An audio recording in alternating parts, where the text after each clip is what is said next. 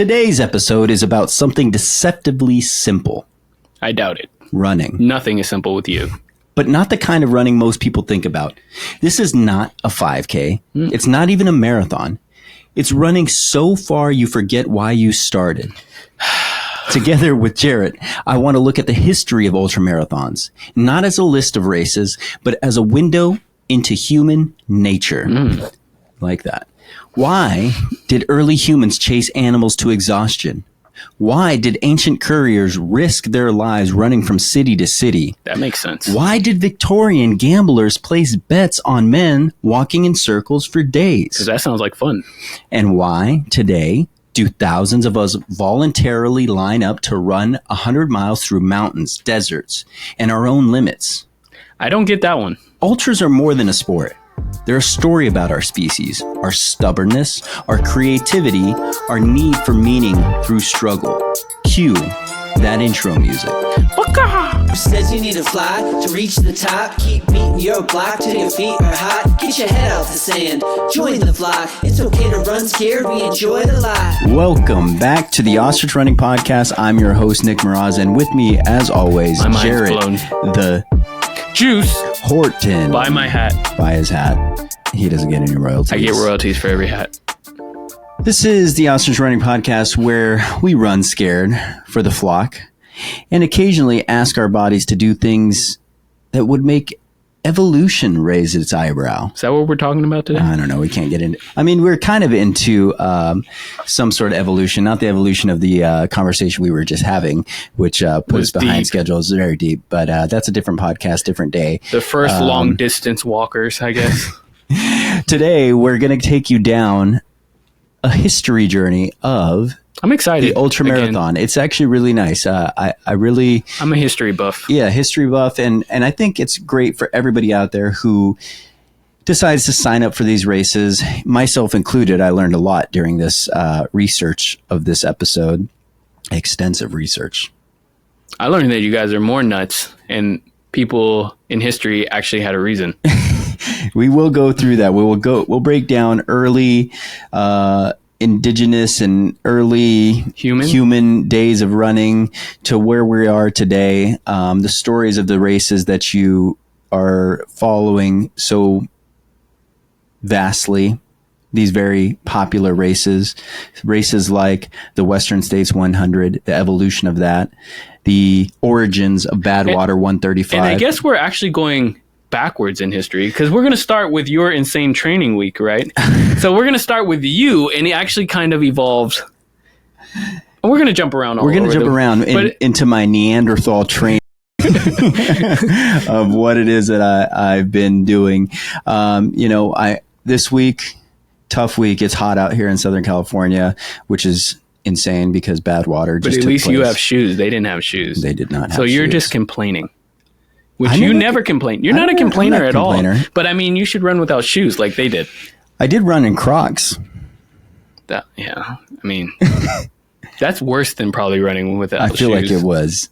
I'm not allowed to do that ever again. As per my coach. He never really complains, but I mean, there was no excuse. I forgot my shoes. I had to go on a run. I didn't have time in my busy day to. How far did you run? 22 miles. In Crocs? In these Crocs right here. Yep. You didn't have blisters? No blisters, surprisingly. I was stepping on rocks pretty good, but I think I that should have been a Crocs advertisement. It should have been. Crocs, if you're listening, I'm not for sale. I am.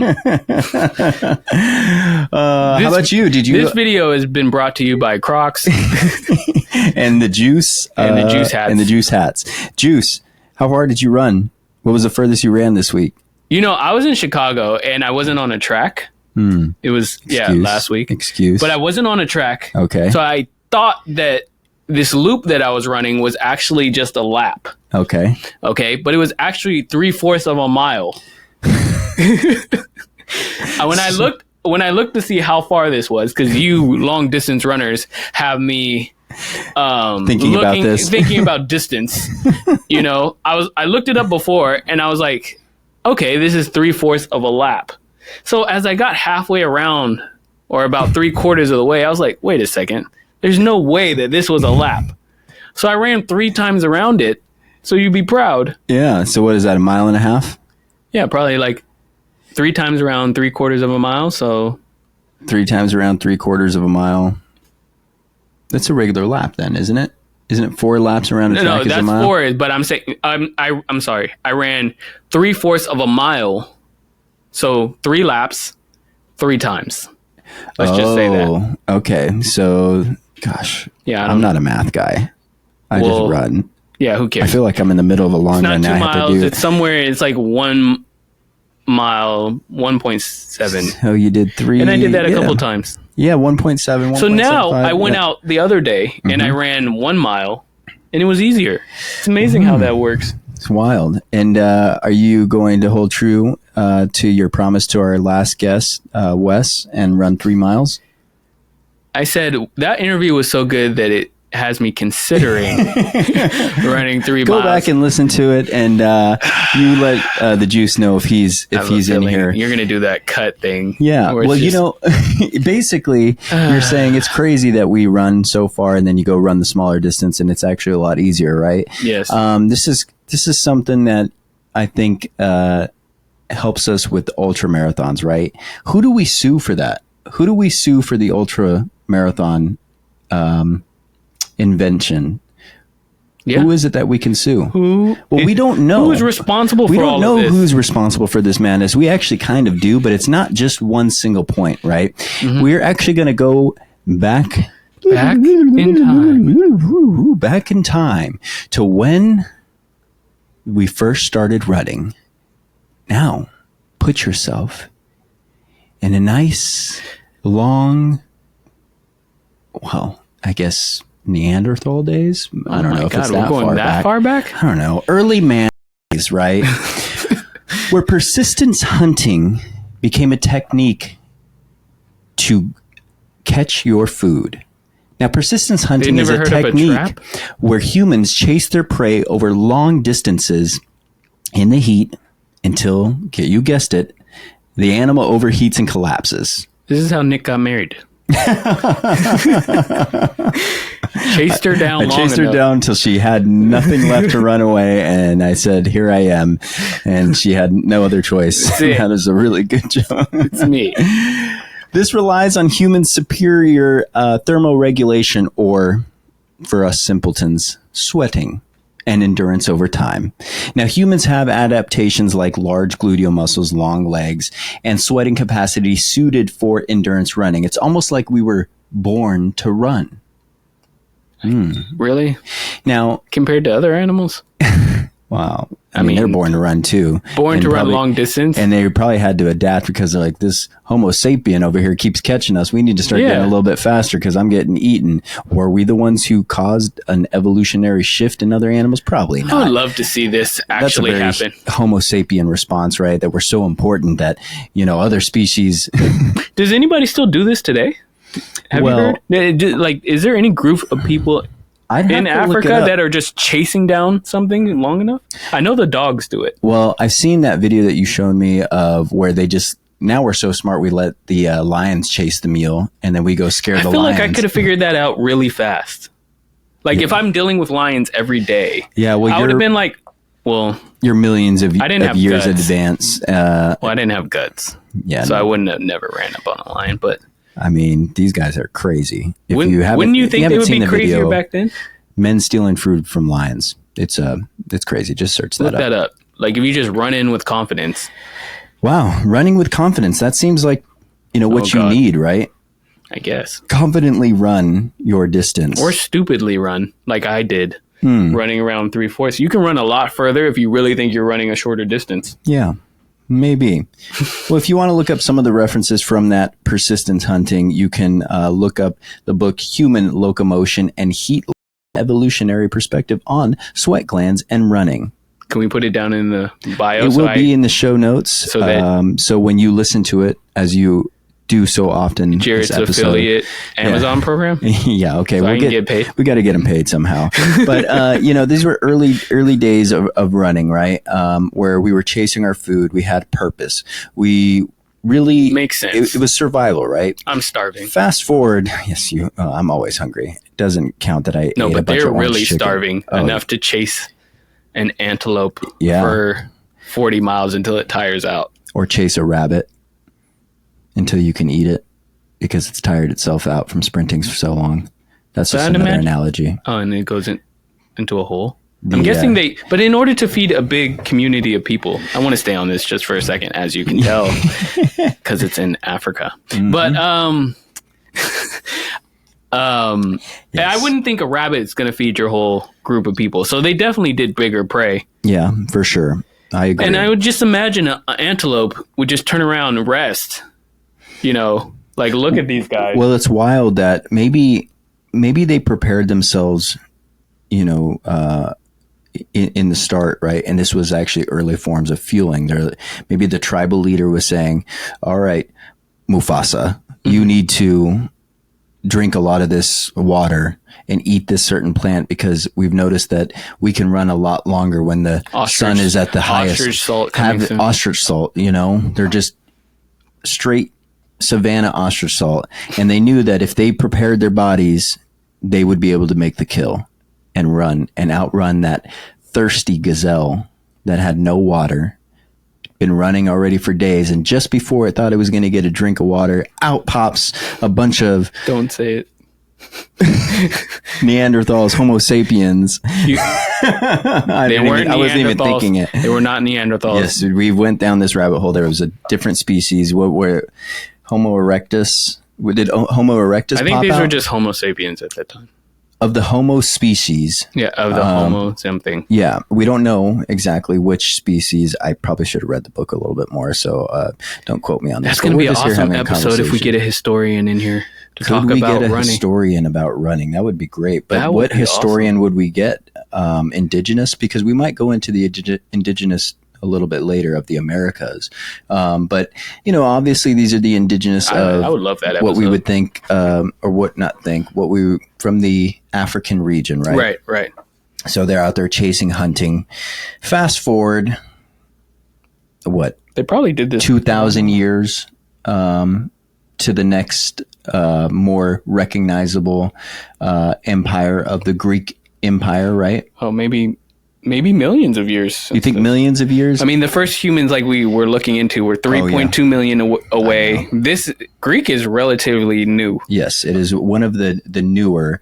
I mean, we know that the Egyptian Empire precedes, those empires where we're not talking as much about it as we will here, if we get it. Yeah, so we're moving forward to the Greek Empire. Yeah, we're not historians. I'm just a runner. Okay, I'm not anything. I'm not a doctor of history. So I apologize if I jump around on these years, and I don't have great years. But these are just stories, right? We're painting a picture here into the past of early man chasing purpose to go capture their food. Yeah. Now we fast forward. I'm not going to put a number out. We're just going to say in the Greek days, where ancient Greek long-distance couriers were a common thing.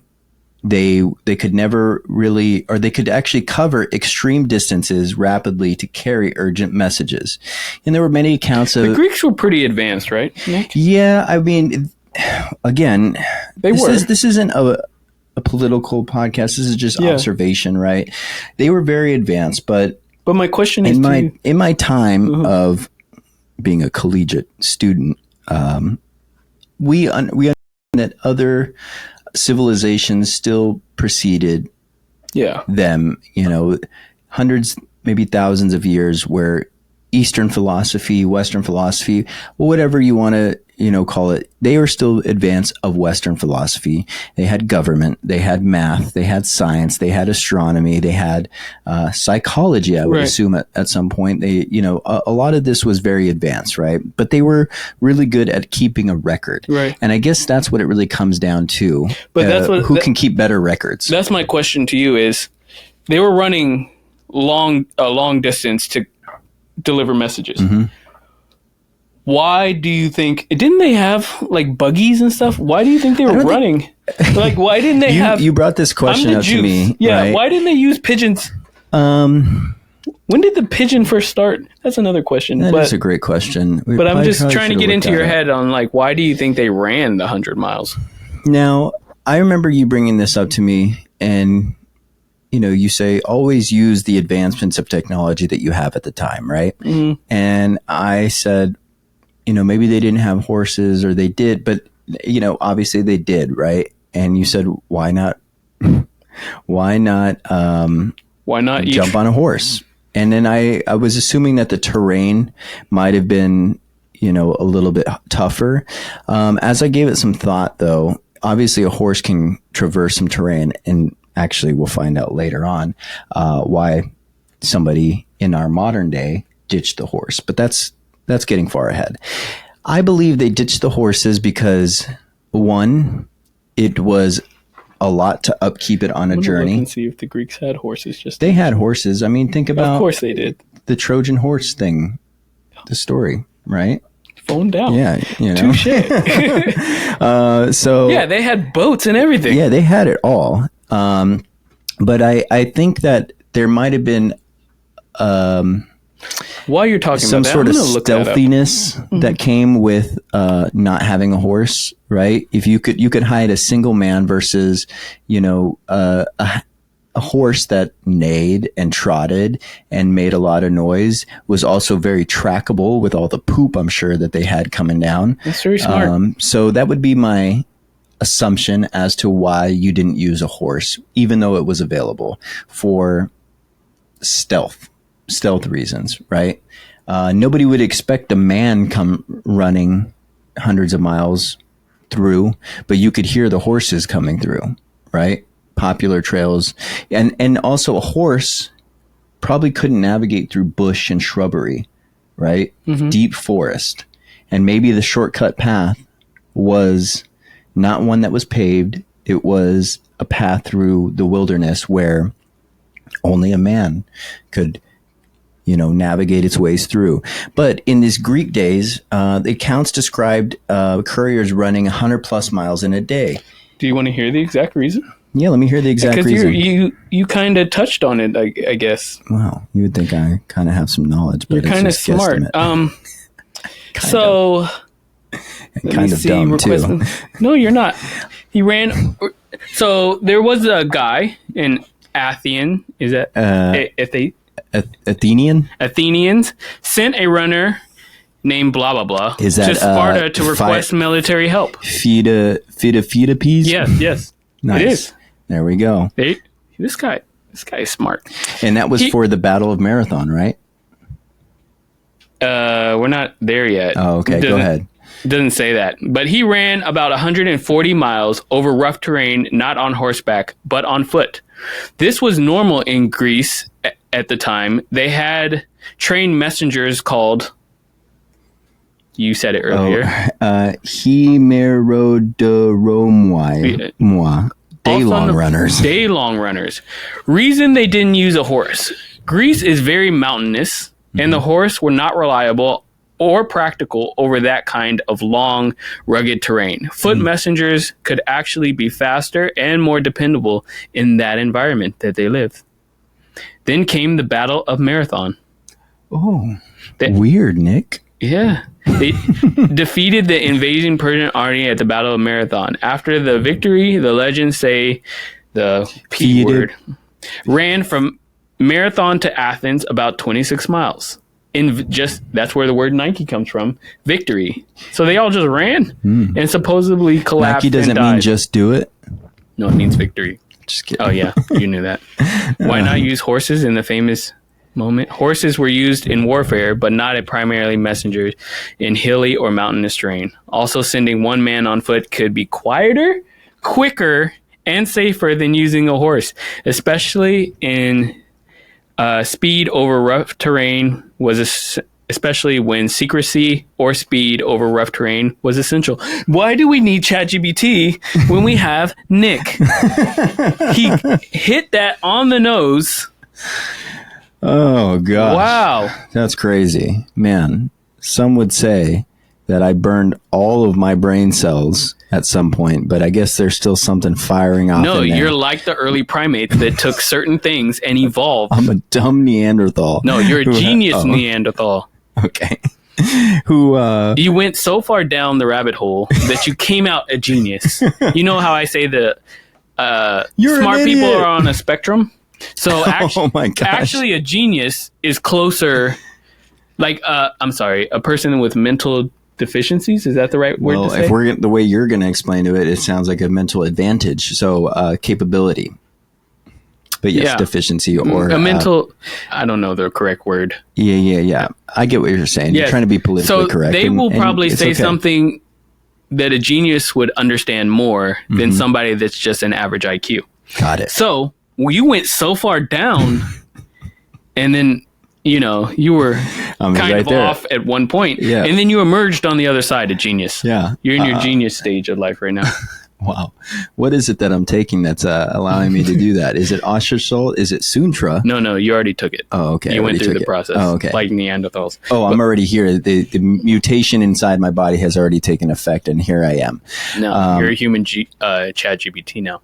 Well, you actually had said in your theory of the evolution of man, right, that we might have found mushrooms. Yeah. There is a theory out there that Homo sapiens back in Africa a long time ago stumbled upon some type of drug that enlightened us. I stumbled across a lot of drugs that changed the way my mind thinks. Yes. So maybe I am in that modern day.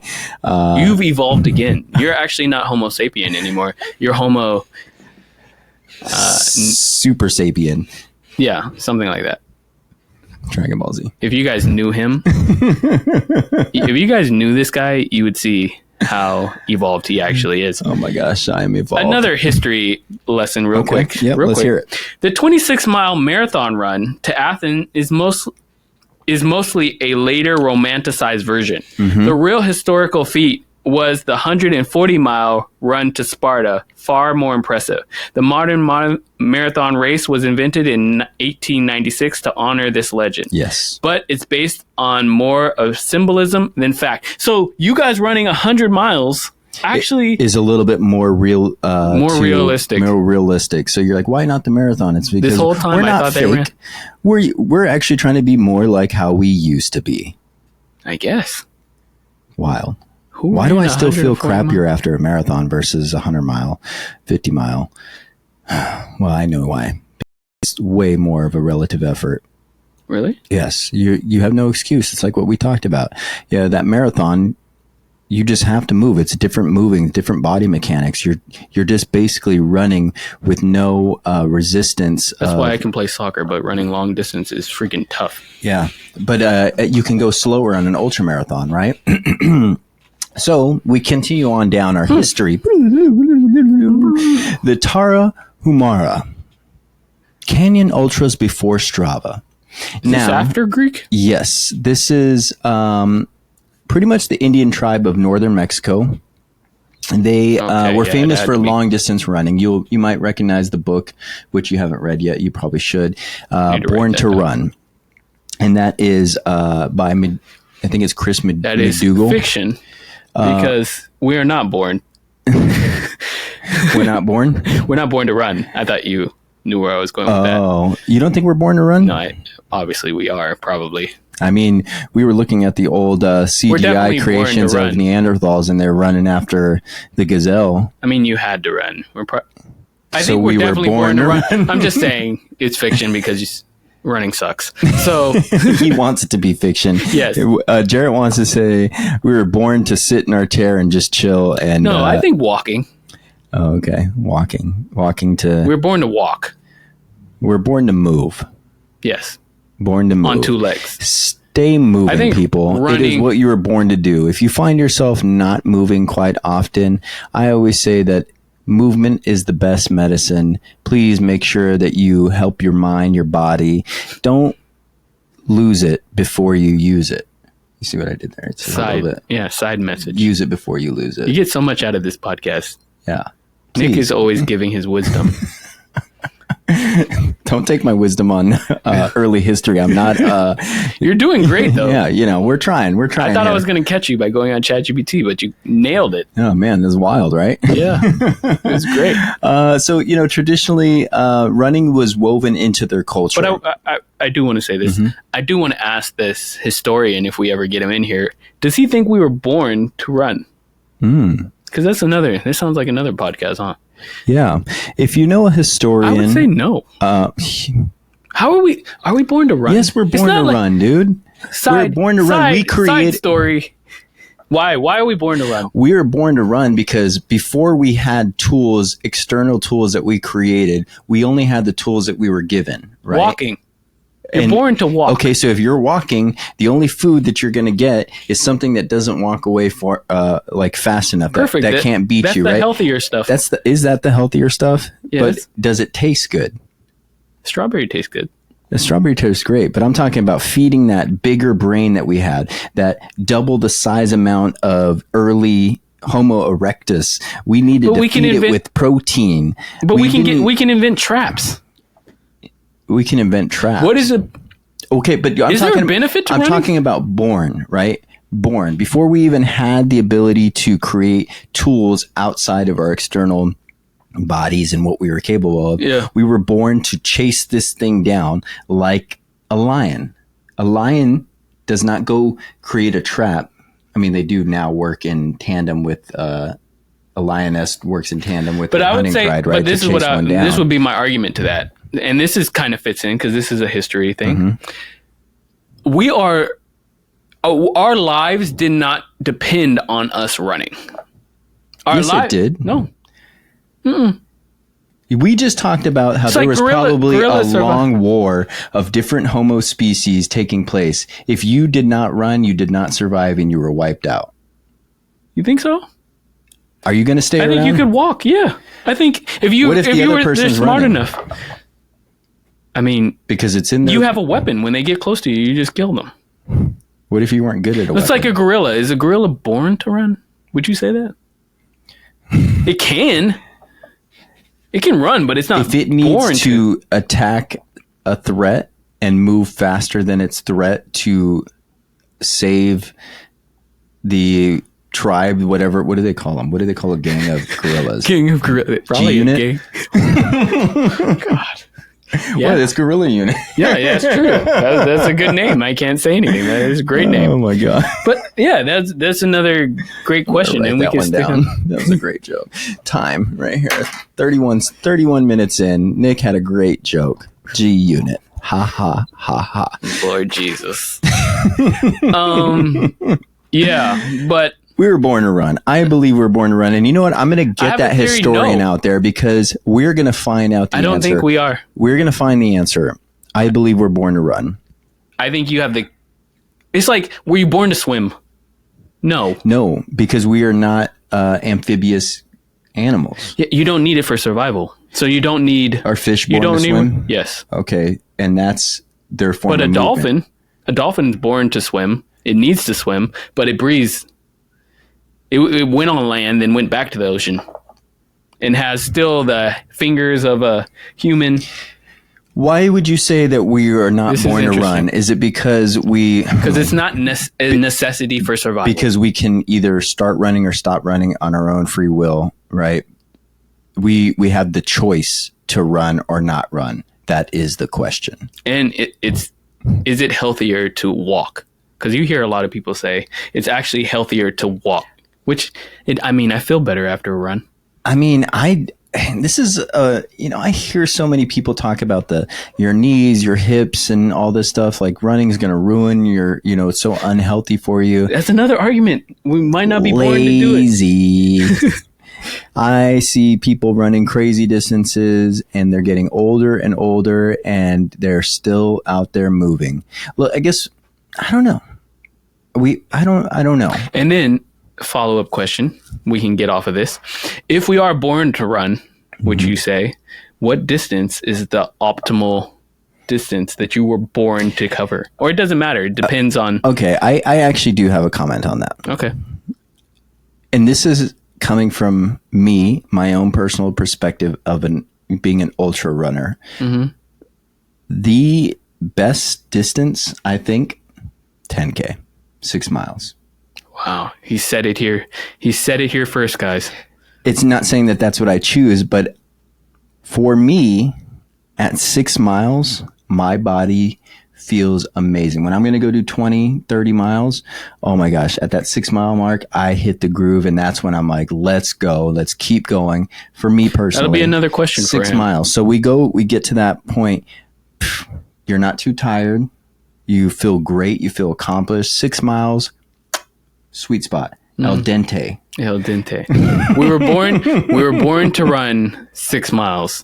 But it depends. I mean, it depends on the human group, like you're saying right now. Yeah. This group, Tarahumara, might have been more evolved to run a certain amount. Well, here's just the thing. Like Egyptians are more. It's woven in their culture, as we see here, right? It was for communication. It was for hunting, which are, necessities, right? But they also had rituals and competitive races. There was social aspects to ultra distance running in these tribes. You could probably go say, hey, of the Jarett tribe, I got a guy over here who could do 100 miles. And he's like, well, I have a guy who can do 100 miles. How about you bet your daughter, to come Which marry you're going to kind of get into that. Yeah. Bets. Yeah. It's a perfect segue. It's like sometimes I surprise myself. He's so good. He's so good. I'm going to bet, my firstborn child that my guy can, beat your guy. And then here we are. They're in there. I win. And now I have the advantage, marriage, and it politically evolves the tribe's standing based on the win. Born to run. Communication, social, survival, all of this stuff, I believe, is perfect. So why did they run in northern Mexico? Do we know why they were running that? They were running this far for communication, like we said, for hunting. Some of them were rituals, right? So a ritual of a man, maybe I'm only taking this because of the movie 300. You had to go kill a Siberian black wolf, I don't know why it was a black wolf, but it could have been a white wolf. Yeah. Could have been, anyway. So he's got to go to become a man to go kill the wolf, right? So maybe you had to run 100? So these were rituals. I mean, we see it in indigenous, like Navajo tribes, Apache tribes. There's a ritual of manhood, right? For you to go through some sort of struggle and challenge and come out on top, alive and stronger and better. Do you look at me as less of a man because I'm not running 50s? Do I look at you? Yes. How do I? No, I don't. At what distance should I be able to finish before I become a 6 man? 6 miles, al dente. So once I run 6 miles, I would pass Nick's. No, I mean... Does Ostrich Running have an initiation? Okay, I'll take distance? this back. I take this back. No, I don't. No, it's not you. You were saying some cultures have had that in the past. Have this that, isn't you. You. But do I have a distance for you to pass the Just test me of manhood? personally. For you? Yeah. How long before? 50 miles. So I would become a man to Nick once I pass 50 miles? You will become a man, yes, because then I know you did something that you really hated and you did it. And what about just another half marathon? But here's the other thing is, because you're an athlete. A half marathon, time ago. You're still an athlete. A half marathon, you're not going through that change. I've told you this before. I told you this before in my heydays of evolved. In my heyday of extracurricular activities, right? I still always said you should probably partake in a little mind-altering experience. I think even some of our other guests have reached out and messaged and said, hey, Jarett should try this. I haven't shared that with you, but maybe we should open your mind up a little bit. I did feel weird the other day you gave me that drink. Good weird, though, right? It was just weird. I don't want to tell you what Yeah, we're good. What I went home and did. Go. Well, now I have to know. Now everybody else has to know because kidding. You have to say. I'm just kidding. He did not put anything in my drink. But I think that in the similar outcome of partaking in a psychedelic mind-altering ritual, there is another natural way to do it. And for you to run an ultra distance, you might find some mind altering for the better right? Whether you hated it or not, whether it was something, you come out a different person after 50 miles. You come out a different person after a marathon. Half marathon, I came out a different person. Yeah, but imagine now 4 times that. You'll be 4 different people.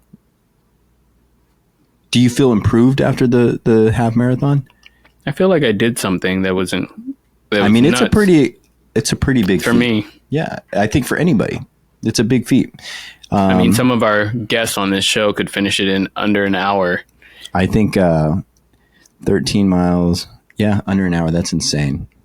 Some people, I think, finish that in 45 minutes. Yeah, that's great. That's crazy. God. That's wild. That's a full sprint. Okay, how about you if you finish a half marathon.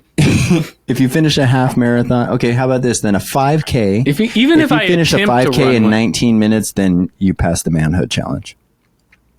How fast is that a mile? What is that? 6 is 18. 6 minutes. 6.5 minutes. 6 minutes 15 seconds. No. Mm-mm. Okay, 14 minutes. 28 minutes. Yeah, then you don't pass the manhood test. But all right. Message of runners from the Persian Empire, they used a sophisticated courier system known as angarium, right? Now, this is couriers that ran between relay stations to carry messages swiftly across vast distances. Wait a second. Do you think you're more evolved to run because you're from this group of people maybe that ran in the... You were one of the earliest. You were one of the earliest segments of people. I am West African, and we learned that walking was more efficient. West Africans a little bit more chill. They're more of like that defended. West Coast vibe. We ran short distances. That's why we win the 100 meter. We have learned that you can actually catch your prey if you run really fast from here to there. You just got to do it in that spurt. Not saying that we still do that, because Africa is a very developed country, and I have multiple different types of ethnicities and genes in me from all over Africa. So I am African American. But you, on the other hand, are maybe descendants of this long distance running thing. That's why you find it mentally easier. Yeah, it's just in my blood. Maybe. But it should be in your blood too. It should be in all of us, because we are born to run. That is going to be a future episode. We are getting a historian on here. We're going to put a nail in that coffin. We are born to run. But I don't know who exactly I need to reach out to. Is it a historian or is it anthropology? Anthropologist? Yeah, I just want to learn about the history, like everything we're talking about in more detail. The history of running. Do you think early... And he would talk about... You know, like when you see a giraffe born, right? Oh, God. They're like wobbling around everywhere. When we first stood up, were we like that? Like, and then back down. And then we were like, when a child figures it out, right? They're kind of running into everything. There's 2 different theories that we looked up. So... More than likely, we evolved, like a gorilla can kind of stand up. All the monkeys can kind of stand up. So slowly, we stood up a little bit more. Each generation stood up a little bit more. Mm-hmm. Or do you think that made them... the species of Nick who took something and was like, holy crap. But I think you could tell by our tailbones and our backs. Like, we're still... Did you know... I think I heard this, that we're still not fully evolved to stand up, I think. Really? Like, there's still parts of our body that haven't adjusted well to standing up. But don't quote me on that. Look that up for yourself. So we were born to crawl. Or you can tell we evolved from that. Mm-hmm. So there's certain parts of our body, I think our bones, that are not fully adjusted to standing up a long time. Maybe that's why your knees hurt after a long period of time. You're not like other species maybe that are more... We're the only species that stands up, though, right? No. I mean, when you say stands up on 2 legs? Yeah. Yeah, maybe. But, like, other animals are made to stand on their 4 legs, right? Mm-hmm. Or, like, the way that they're actually doing. Yeah, we evolved to stand up. So there's some differences. Just the same way, like, dolphins, whatever, their early ancestors came out of water and went back in. That's why they breathe. Mm. They haven't evolved to... swim completely underwater, and their hands have still fingers in them, like they still have the 5 things, not just a flipper or something. So humans actually haven't evolved all the way. That's why you have a tailbone. You have a tailbone. Yes, you have the tailbone. You actually have a tail. Some people still have tails. Yeah, they can actually wag. That was crazy to learn. So I don't know. I think of the movie Shallow Hal. Really? When he has a little tail. Jason Alexander from Seinfeld. Where he's like, can I see the tail? And he pulls it down and it just wiggles. It wiggles. Yeah. Shallow Hal. You'll be linked in the bio. So I think some of our body parts are not made completely, like we're still in the process. Well, beyond that, you're trying to take us back to early manhood, and I get it. We're beyond. We have now gone thousands of years, and the birth of what we call, actually, this is where relay races were probably derived from, right? Early runners of the Persian Empire. Were you asking a question about a giraffe, though? What was your question? No, I just said, are we walking like baby giraffes when they're first born? Is that what happened when we first started standing up? We were like, oh man. Okay. And maybe it was because we ate the mushrooms and we were like, how do I touch that thing in the sky? And then you look down and you're like, oh my God, I'm standing. And then you went back down. But I have ADD. Early runners of the Persian Empire had couriers ran between relay stations to carry messages swiftly across vast distances. Now, there's evidence from the Herodotus. Herodotus describes the system: neither snow nor rain nor heat nor darkness of night prevents these couriers, and that is also the source. Do you have Persian blood too? Maybe. I mean, I'm Persian. I'm Mexican, I'm Indian, You have Persian when you did your DNA? No, I don't think I have Persian in me, but I think... Middle Eastern? I think there's... Nick is what the future of all human beings are going to look like after we're done interbreeding with each other. Finger on it? Yeah, you can be anything. You kind of look like a Neanderthal. It's the nose. Neither snow nor rain nor heat nor darkness of night prevents these couriers. That is now the source of the U.S. Postal Service motto. Really? It is, because they are taking courier messages from station to station. Wouldn't that be awesome if we still made them run? God, I mean, do you think all their calves are getting smaller now? You have to do 100. Well, it depends on where you're at now as a mailman. I mean, if you're in... Doesn't matter. What do you mean? You have to run from wherever. You get paid more for certain areas. Yeah, I bet that would be awesome. I bet you, depending on what area of the world or the United States that you are a mailman, you're running through. You're like, oh, I'm not going to sit and born to run, survive. Let me get That's crazy. Yeah. So that'd be awesome if you went out for a week and then you get like a week off, like firemen do. So you actually have to run like 300 miles, and you're just used to that. You're born for that. Yeah. Born to run. Like we take you because your early ancestors did this, and then we actually make you run like 200 miles for that week, and then you get a week off, and then you get 200. Well, runners likely alternated legs. You to do that? How many miles? In a week. 200 miles a week. God. Okay, so we're doing what is that? 7 divided by 40 miles a day. Is that what that is? It's, I mean, if you go 5 days, 40 miles a day. So it's a little bit less because you have to deliver the mail in 7 days. Yeah, I'll do it. A little bit less. No. I mean, that means I'll do it in 40 a day, and then I'll just go get like a big burrito somewhere. How much would I have to pay you? 100 a week. 100 a week? 100 miles. I mean, I did it for free last year. Right before Javelina 100, I gave my best impression of Andy Glaze and did a 100-mile week, and I was okay. I didn't need to do that ever again. So would you do that as a job instead of going and get it? Yes. Look at Xavier Smith, 114-mile weeks. This kid is knocking out 114-mile weeks. I'm going to catch up with him on a later evening run, so he's all nice and beat up. I need to catch up with him on a Friday for his second run of the day, where it needs to be slow, and then I'm going to watch him beat me. You know what's crazy? If he ran a full marathon and on his last lap, I tried to keep up with him, he would still beat you. He would still beat me. Xavier, we're going to race, but I need you beat up with 90 to 100 miles in your system beforehand, and then I'm going to see how well I can do. God. He's going to still beat me. All right. My gosh. All right, I'm going to let you tell this story. Yeah, so these are early, relay races, right?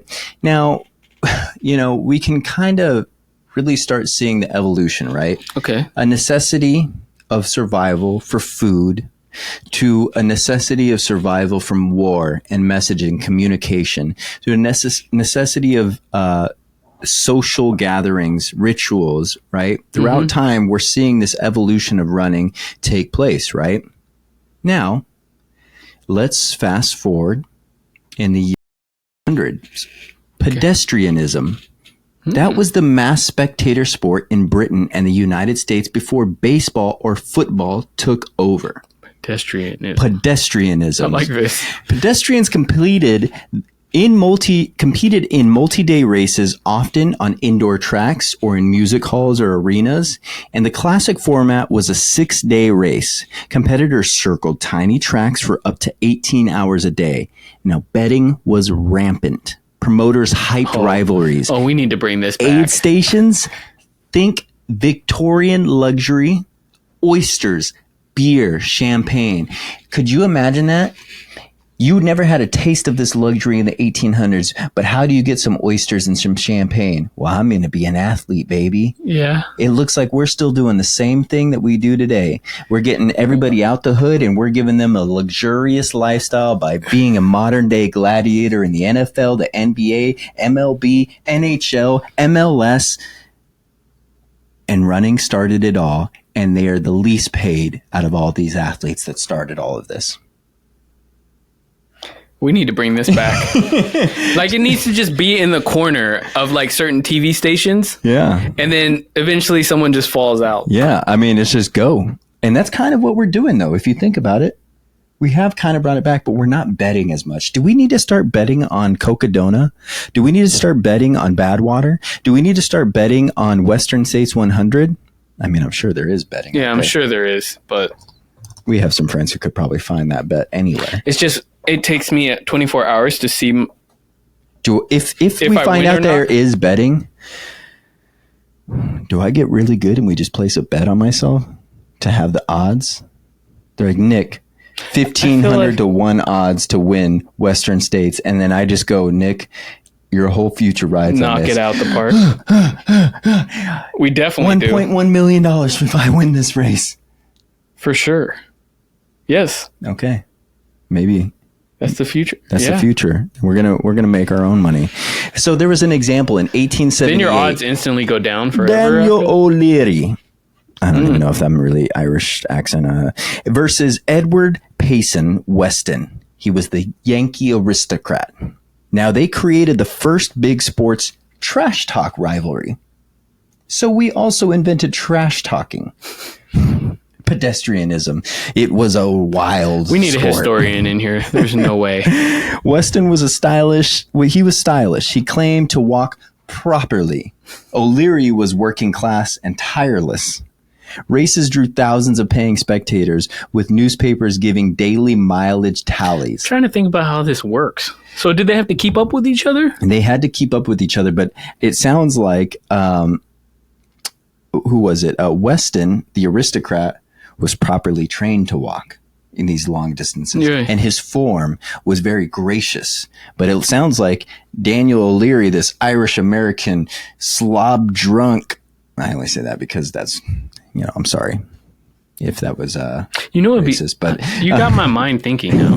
What would be awesome? He was the rock star. Daniel O'Leary was the rock star of pedestrianism. He came in and he shook the game up. He said, I'm tired of all of these Yankee aristocrats who think that they can walk properly. But you know what? I just get it done. And I don't care how I get it done. I'm going to beat this aristocrat around this track. Let me take my champagne aid station, my oyster aid station, and show these aristocrats how us normal, poor Irish Americans do it.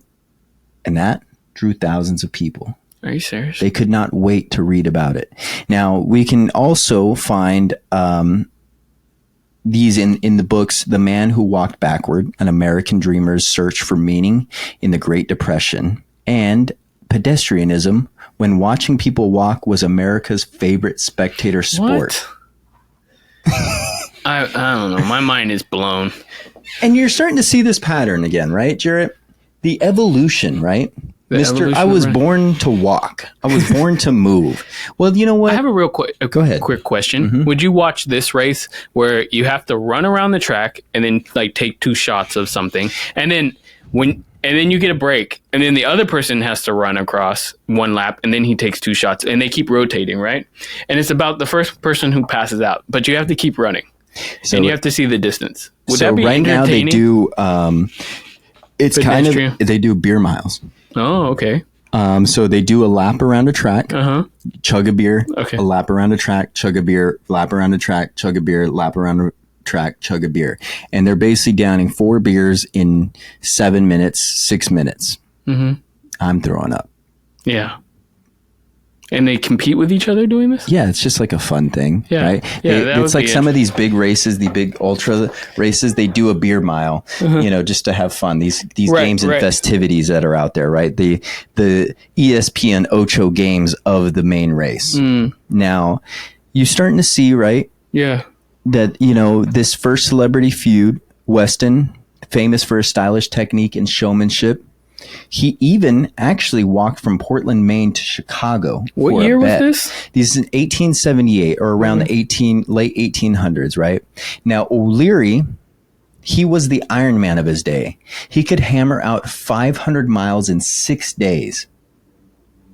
What? Newspapers printed their insults that Weston mocked O'Leary's form. O'Leary called Weston a poser. Betting on their races was so intense that it spurred local ordinances to curb gambling. The rock stars, O'Leary and Weston, have put this stuff in shambles. All of this stuff will be linked in those shows notes. Hammered out of 500 miles in 6 days. Yeah. Well, guess what? When pedestrianism faded, early 20th century... How many miles is that a day? What? 506 days. Well, that's more than 100 miles a day. Right? It's 125 miles a day, No, right? it's less. 115, 106, 110. No, because if he did 100 a day, it would be 600 miles. So it's under that. Okay, yeah. So like 75 miles a day, right? I don't know. I'm not a math guy. When are you doing the O'Leary challenge? Ooh. The O'Leary challenge. And that was what's his name? Kind of just did it. That's Portland, Maine to Chicago. Oh, he walked that. O'Leary, he said he could just walk 500 miles, which is also even crazier. That's nuts. Because that's fast. I mean, really fast. In 24 hours to walk. So what about the miles? Olympic speed walking? These guys are people back in the day were incredible. They're keeping pedestrianism alive. Got to figure out if we can bet on this. When pedestrianism faded in the early 20th century, promoters revived the spectacle with truly long races across the United States. In 1928, the Trans-American Foot Race was dubbed Bunyan Derby. Ooh, bunions. 275 runners started in Los Angeles, aiming to reach New York City, 3,400 miles over 84 stages. Roads were often unpaved. Runners dealt with injury, weather, and near starvation. Now, the prize? $25,000 for the winner, which is huge money in depression. Huge money for me right now. Yeah. And African-American runner Eddie, the ebony antelope, Gardner faced racist abuse along the route. But what did you guys call him? The ebony antelope? Yes, that's what they called him, is the ebony antelope. He faced racist abuse along the route, but he still won. So not only was he challenged... No one talks about this guy. I think you found another episode of one of your other shows that are a little bit more famous than our show here, but maybe I can see something. Maybe you can look in a little bit of history of that, right? Yeah. So the sources from this are from the Bunyan Derby, the 1928 foot race across America.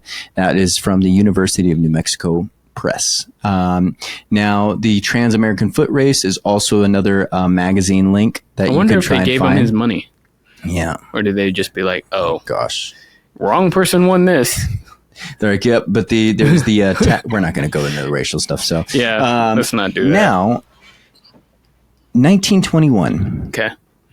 The Comrades Marathon, post-war memorial.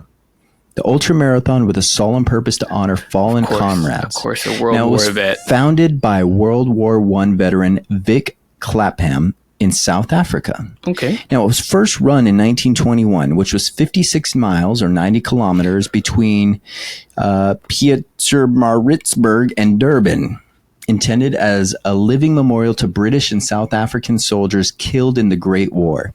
Now, early rules required runners to finish within 12 hours, creating the tradition of cut-off drama. So all those DNFs that you had because you didn't reach the cutoff. Blame this guy.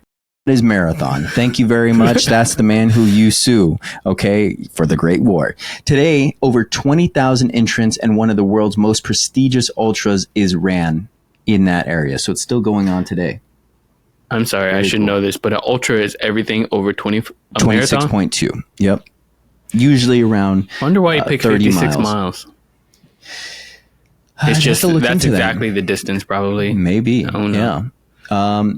I'd have been like, 50 sounds better. And when people think of ultra running, right, they imagine modern trail races with Gels GPS watches, but it actually really started with this Victorian showman walking in circles for money, gamblers betting on human endurance, and runners crossing a continent for cash prizes. And sometimes it was about honoring those who could never run again. We're still kind of seeing that similarities, right? So as much as we've evolved, we're still seeing this. Yeah. That mix of grit, spectacle, and purpose is why ultra history is so damn compelling, right? Now, let's go ahead and talk about the American Trail Ultra boom. Did you know that President John F. Kennedy wanted to test American physical fitness and accidentally created an ultra craze? No. God dang it. Inspired by Theodore Roosevelt's 1908 executive order that Marines should march 50 miles in 20 hours. In 1963, JFK challenged military officers and civilians to attempt the 50-mile march/run. Now, newspapers reported on public figures, including General Robert F. Kennedy, in loafers trying it. Now, the fad spread nationwide, but only for a brief period. Weekend warriors all over America tried 50-milers. Though the initial hype faded, it seeded interest in ultra-distant events. This is so interesting. Okay. I knew you were going to love this episode. I do. I love it. He loves history, and I think we all need to, I learned a lot during this, right? I just think pedestrianism was my new favorite thing. Right, right. I'm going to make pedestrianism shirts. Yeah. Bunch of degenerate gamblers with a proper form walking around. Like, with pinkies out. and then you have O'Leary just like trucking in. He's just all sloppy and dirty. Yeah. And he's the initial rock star, right? That man could walk. Now we're getting to the 20th century, right? 1974. I know you're such an avid runner and you've been in this podcast. It doesn't sound foreign to you when I say Western States 100. No, it doesn't. You've heard of this before. I have heard of that. You've heard of this race before. Mm-hmm. It just ended, right? We talk about everybody. We had one of our guests get selected on a lottery to get into this. Now, do you know how this Western States 100 began? I have no idea. It started... I thought a bunch of crazies just... This was actually called the Tevis Cup doing it prior to this. And this used to be a horse race. 100-mile horse race. Makes way more sense. So it was from Squaw Valley to Auburn, California. Now, the Gordy, who started this race, he used to do this 100-mile race with the horse. Okay. In the middle of one of the races, his horse went lame, meaning he just stopped moving. He wasn't doing anything else. Yeah, he's smart. The rule was that you didn't have to finish with the horse, right? Why are we doing this? He said, not this I've year. seen you have cars. I've evolved. No, I'm a different species of horse, and this ain't gonna happen. This my is man. not Gordy, you want to do this? No, you're on your own. I've also realized you're not strong enough to move me, so I'm just gonna sit here and hang out. What was that horse's name? Is that where the word lame comes from? You're so lame. You just sit there and not do anything? Yeah, I guess we could look up history of words, too, for another show. Okay. Yeah, you're a lame duck. You're just sitting there. You're sitting duck, right? You're so lame. You're very lame. Yeah. You're a lame person because you really don't want to go more than a mile. I never even thought about that. That just means you're not moving. How lame you are. I just thought it meant losing. If you're lame, you're not moving. Don't be lame, I wonder if it started with this this guy made it famous because he got lame. Oh, this was like, that was probably, this is 1974, you know. But maybe that slang came from there. No one said you're so lame. It came from 1800s, I think, 1700s. Yeah, you're right about everything.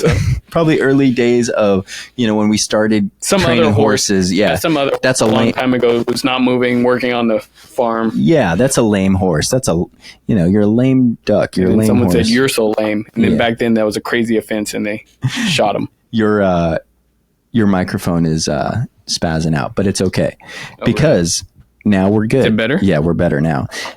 Now, Gordy, he figured, well, my horse isn't moving, but there's nothing in the rules that says I can't finish without my horse. So he ran the entire course on foot in 23 hours and 42 minutes to just prove that humans could do it. Now, this one-man stunt became what is now the Western States. I need to know his history. There's a whole documentary on him. Mm-hmm. You could see it. I'll send you the link of it. It's great. It's a great documentary. His stunt became the Western States Endurance Run, the first official 100-mile trail ultra. Now, it set the model for mountain trails. Dang, did the horse go lame right away? Like, he said we started this. I mean, sometimes they do that in the horse races. I'm sure. You know, they don't ever leave the gates. It's a lame horse. Yeah. You know, they're like, dang, you always run. Why aren't you running this time? I would have been like, bring me another horse. I think you have to go with what you registered. What you started with. Yeah. So this set the model for mountain trails, medical checkpoints, and strict cutoffs. But we also know that strict cutoffs were also previously. So he didn't even train for it? This is what's crazy, man. You have to watch this. I gotta show you the documentary because he's still around, right? Or in the documentary, he's talking about his experience. Can we interview him? I'll try. Let's see. Is Gordy still alive? I think. God, that's so bad that I don't know that. Now, the Leadville 100, another famous 100-mile race. I didn't know so much history went into this. The 100-mile race was created to save a dying mining town. God. It was created as an economic stimulus. Leadville, Colorado's last big employer, shut down in 1982, devastating the town. Now, race director Ken Klober proposed an ultramarathon to draw visitors and dollars. The first Leadville Trail 100 run was held in 1983, 100 miles through the Rockies above 10,000 feet elevation and sold as a test of grit matching the toughness of the mining past. And it became a bucket list race for ultra runners worldwide. Now, that was to save that on your list? A mining. Yes, I would love to run that race. Actually, all that we're talking about now is definitely bucket list. Okay. To save a mining town, running for survival of a town, of a people, of an economy. I feel bad hating on long distance running. Next, well, here's some more fuel for you. The recent Badwater 135. This was born from a barbet.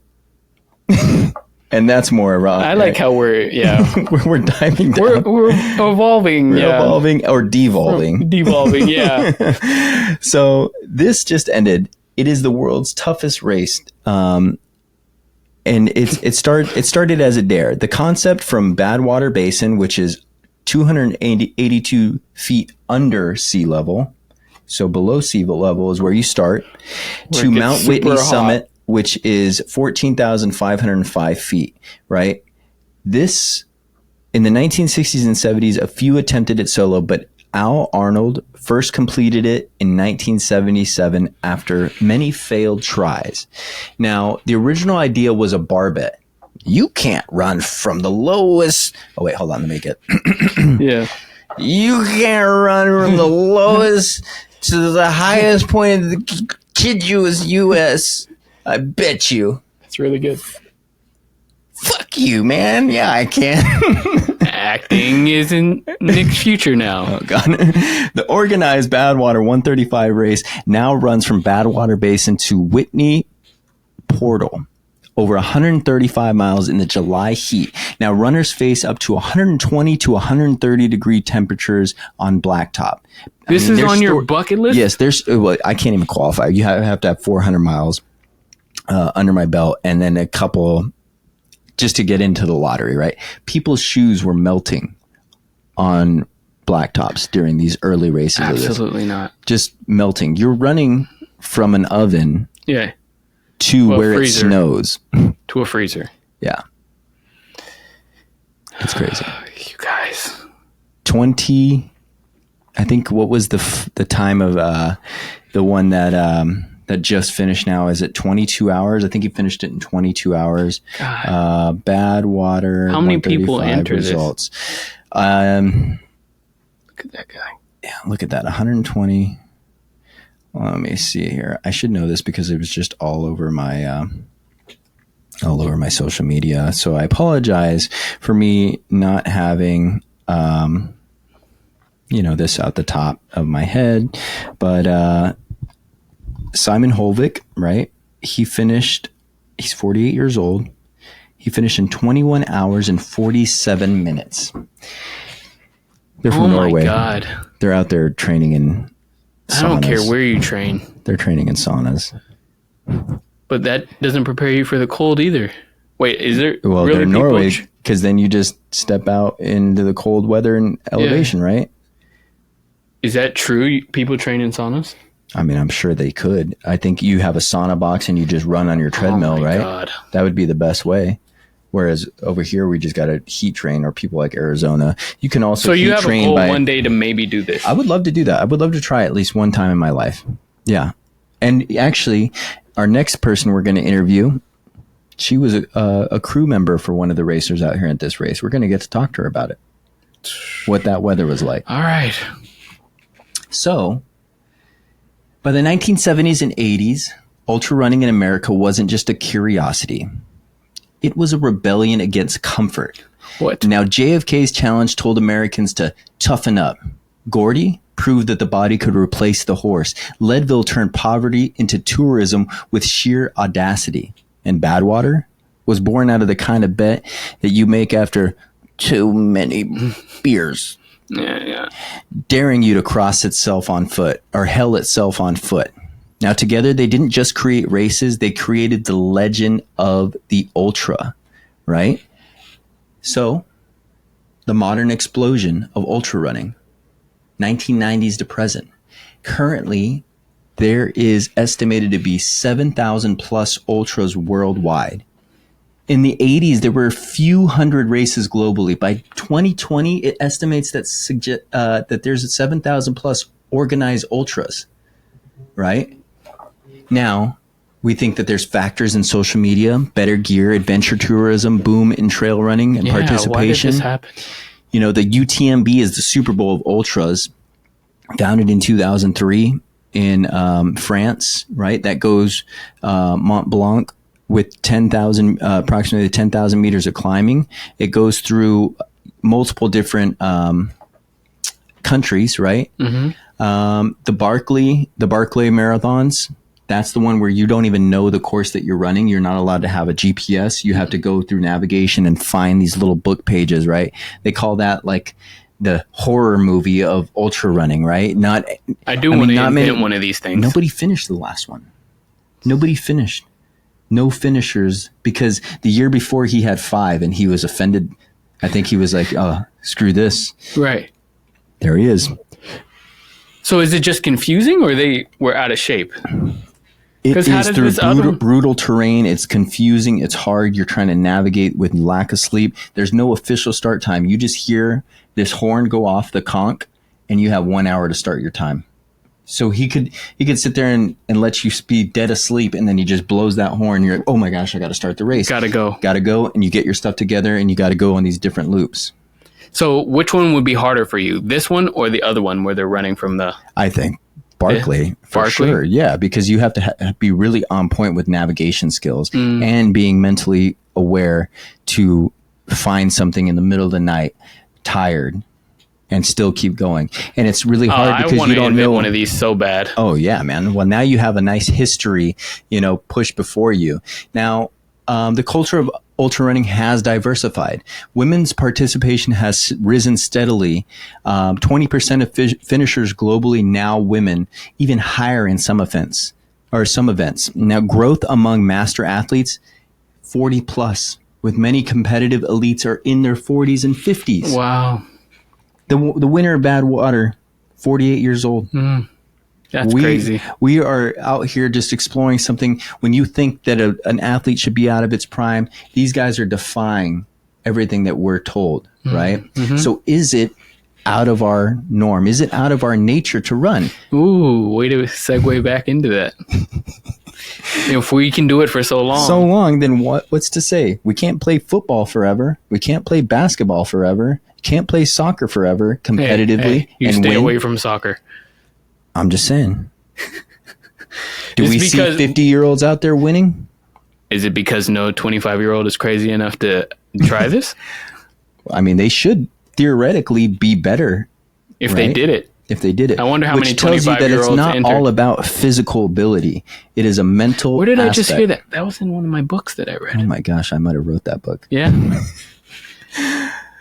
Ultra running today is bigger, weirder, and more inclusive than ever. The Super Bowl of ultras with its sponsors and huge crowds. The Barkley is like a horror movie that you volunteer for. Backyard ultras are psychological chess matches with your own exhaustion. And more women and older athletes and mid-pack storytellers are showing that ultras aren't just for elite mountain goats. They're for anyone curious enough to see what's on the other side of too far. That is another episode of the Ostrich Running Podcast. Episode. Thank you guys for listening to the history of ultra running, and I hope you make your own history.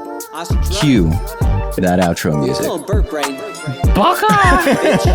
Wow. Who says you need to fly to reach the top? Keep beating your block till your feet are hot. Get your head out the sand, join the flock. It's okay to run scared, we enjoy the lie. I'm a nod kid, like an ostrich. I got a pod, kids, here's a topic.